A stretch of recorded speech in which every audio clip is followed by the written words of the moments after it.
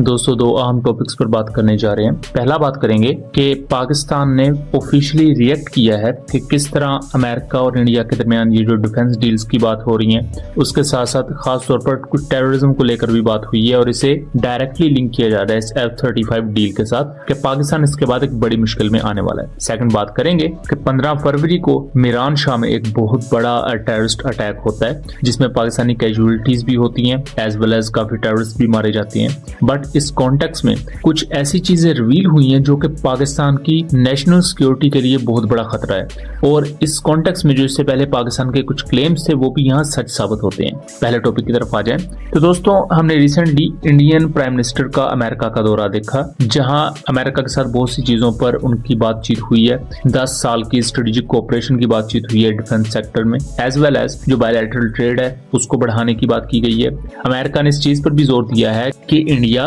America से defence equipment भी खरीदे, LNG वगैरह भी खरीदे, जो कि इससे पहले इंडिया रशिया से खरीदता रहा है। और इसी कॉन्टेक्स्ट में अमेरिकन प्रेसिडेंट ट्रंप ने यहां तक कह दिया कि इंडिया के लिए F-35 स्टेल्थ एयरक्राफ्ट खरीदने के लिए राह हमवार की जा रही है। इस पर पाकिस्तानी फॉरेन ऑफिस ने यूएस इंडिया ज्वाइंट स्टेटमेंट में जो पाकिस्तान स्पेसिफिक टेररिज्म का रेफरेंस दिया गया था उसको रिजेक्ट किया है और बेसिकली इसे एक यूनिलैटरल मूव कहा है कि जहां पाकिस्तान का मुद्दा सुने बगैर अमेरिका ने ये ज्वाइंट स्टेटमेंट रिलीज की है। उसके साथ साथ पाकिस्तान ने इस चीज को भी खबरदार किया है कि अगर इंडिया को हाईटेक इक्विपमेंट मिलता है और अगले 10 साल की स्ट्रेटेजिक कोऑपरेशन चलेगी तो पाकिस्तान की नेशनल सिक्योरिटी डायरेक्टली इफेक्ट होगी उससे और ये साउथ एशियन रीजन में एक नई आर्म्स रेस को स्टार्ट कर देगा। और इसी कॉन्टेक्स्ट में पाकिस्तानी फॉरेन मिनिस्टर भी अमेरिका जा रहे हैं एक समिट में जिसमें पाकिस्तान अपने डिप्लोमेटिक मूव्स को अपनाएगा। लेकिन अहम चीज ये है कि इस पूरे पाकिस्तानी रिएक्शन को गलत तरीके से प्रेजेंट किया जा रहा है। इसे F-35 स्पेसिफिक कहा जा रहा है, हालांकि यहाँ F-35 को लेकर स्पेसिफिक बात नहीं की गई। F-35 को लेकर स्पेसिफिक बात करना इस वजह से भी मुनासिब नहीं बनता क्योंकि पाकिस्तान भी ऑलरेडी स्टेल्थ एयरक्राफ्ट इंडिया से पहले ले रहा है और इंडिया अगर स्टेल्थ एयरक्राफ्ट का अभी ऑर्डर देगा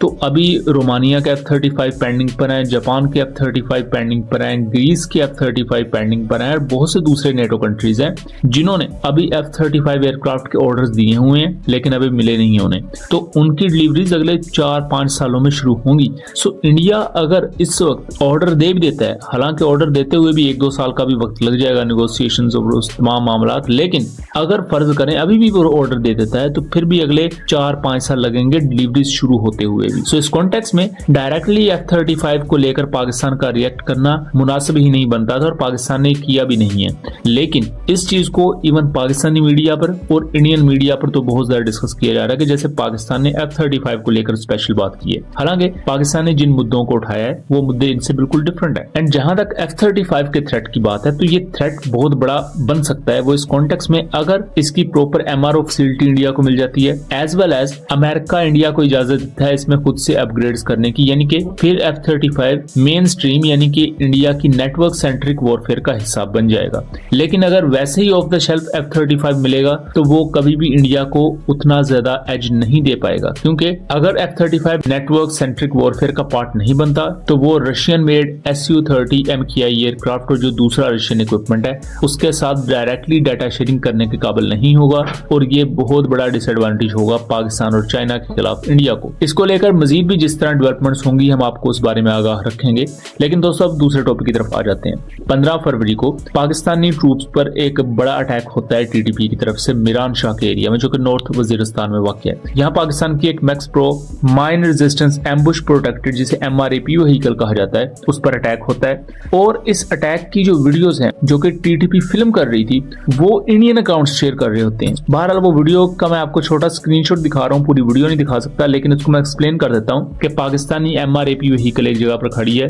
जहाँ कुछ दूर से TTP के फाइटर्स इस पर रॉकेट्स वगैरह एज वेल एज राइफल से फायर कर रहे हैं और इसके साथ साथ इंडियन अकाउंट्स ये भी क्लेम कर रहे थे कि 7 से ज्यादा पाकिस्तानी सोल्जर इस पूरी कार्रवाई में अपनी जान गवा बैठे हैं। बट 2 से 3 घंटे के बाद जब असल में इंफॉर्मेशन इस बारे में निकलकर सामने आना शुरू होती है तो इस MRAP व्हीकल को कोई खास नुकसान तो नहीं पहुंचा जिसको तस्वीर में यहाँ देखा जा सकता है। बट स्टिल अगर इस MRAP व्हीकल को बहुत ज्यादा नुकसान नहीं पहुंचा तो पाकिस्तानी सोल्जर्स की शहादत की इतलात हैं तो वो किस तरह हुई। तो बेसिकली पाकिस्तान आर्मी की एक टीम उस वक्त पेट्रोलिंग पर थी जो कि इस व्हीकल से बाहर मौजूद थी, तो उस पर ये अचानक से एम्बुश होती है। जब इस पेट्रोलिंग टीम पर अटैक होता है तो रीइंफोर्समेंट भी आती है और इस पूरे ऑपरेशन में जब रीइंफोर्समेंट भी आती है तो इन टेररिस्ट को इंटरसेप्ट किया जाता है। इस पूरे ऑपरेशन में 15 टीटीपी के टेररिस्ट मारे जाते हैं। उनकी बॉडीज की पिक्चर्स आप टेलीग्राम वगैरह और ट्विटर पर देख सकते हैं। जो लोग ट्विटर पर हमें फॉलो करते हैं वहां हमने इन चीजों को पोस्ट किया हुआ है। अब दोस्तों कहने का मकसद ये है कि यहाँ कुछ आम चीजें रिवील होती हैं कि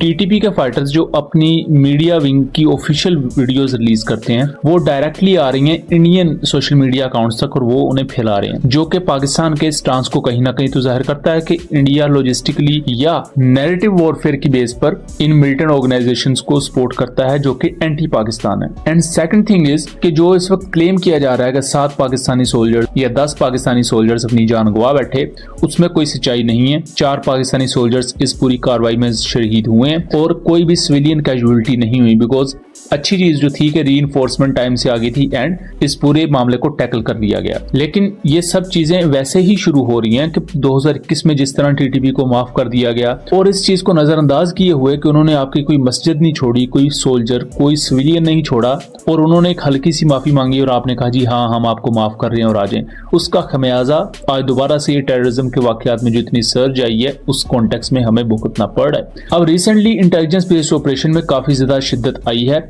हरनाई के एरिया में भी बीएलए के खिलाफ काफी कार्रवाइयां हुई हैं। उसके साथ साथ मीरान शाह में होने वाली कार्रवाई के अलावा भी जनूबी वजीरिस्तान में लद्दाख एरिया पर एक कार्रवाई हुई जिसमें एक टेररिस्ट मारा गया जबकि एक और गिरफ्तार हुआ है और उससे वेपन्स वगैरह भी बरामद हुए हैं जिसकी पिक्चर्स आप यहाँ देख सकते हैं। सो ये जो गोरिल्ला वॉरफेयर है या जिसे अनकन्वेंशनल वॉरफेयर कहते हैं, इसमें चूंकि हिट एंड रन को एग्जीक्यूट किया जाता है तो जो रेगुलर फोर्सेज होती हैं उनको नुकसान काफी होता है, जैसे कि एमआरएपी व्हीकल है और पेट्रोलिंग टीम जो उसके करीब ही पेट्रोलिंग कर रही है उसको एम्बुश किया जाता है। और यही चीज इस वॉर ऑन टेरर को और ज्यादा खतरनाक बना देती है क्योंकि यहाँ कोई आपका खुला एनिमी बैठा नहीं होता जहां आपको पता हो कि उसकी फ्ला इंस्टॉलेशन है और हमने वहां जाके अटैक करना है। बट स्टिल ये एक बड़ा और कोऑर्डिनेटेड अटैक था जिसे सेफली ये कहा जा सकता है कि बेहतर तरीके से रिपल्स कर दिया गया, क्योंकि अगर इतना सख्त और दंदान शिकन जवाब ना दिया जाता तो कैजुअलिटीज 4 से भी ज्यादा हो सकती थी और इसमें ओबियसली सिविलियन कैजुअलिटीज भी हो सकती थी क्योंकि एरिया सिविलियन इलाकों के काफी करीब वाकया था। सो दोस्तों ये था एक एनालिसिस। उम्मीद करता हूँ चीजें क्लियर रही होंगी। वीडियो पसंद आई हो तो इसे ज्यादा से ज्यादा शेयर कीजिएगा एंड चैनल को सब्सक्राइब कीजिएगा। मिलेंगे अगली वीडियो में, तब तक के लिए अल्लाह हाफिज।